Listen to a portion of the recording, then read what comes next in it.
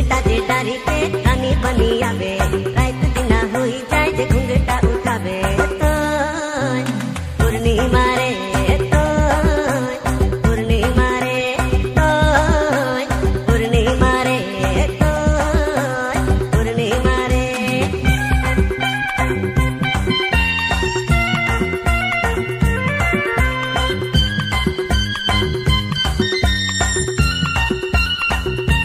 शादी पार्टी और बिहा बारी में सुंदर सुंदर छोरी मन के नचाए ले बड़का बड़का जेबीएल में नवा नवा नागपुरी गाना बजावत हन डीजे अरूप बाबू बामुनिया आदिवासी पाड़ा से। लाजो लाजो लगे अखियां नैना नैना करे बतिया लाजो लाजो लगे अखियां नैना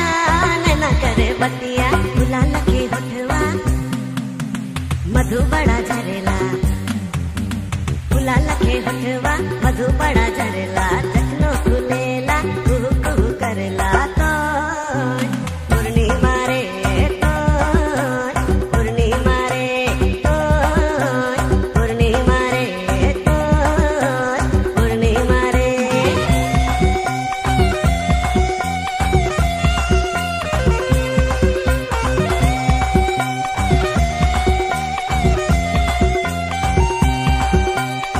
ओहे गांव का हीरो छोरा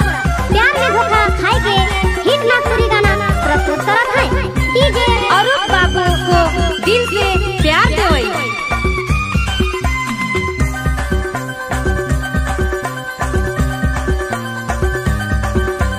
चंदा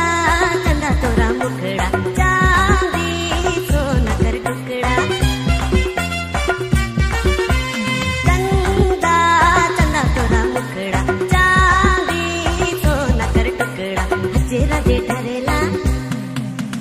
जादू बड़ा करेला हजेरा जे डरेला जादू बड़ा करेला बदरा से निकली चांदो मोरा दिसला तो पूर्णिमा रे पूर्णिमा रे पूर्णिमा रे पूर्णिमा रे घुंघटा जे डारी के रानी बनी आवे घुंघटा जे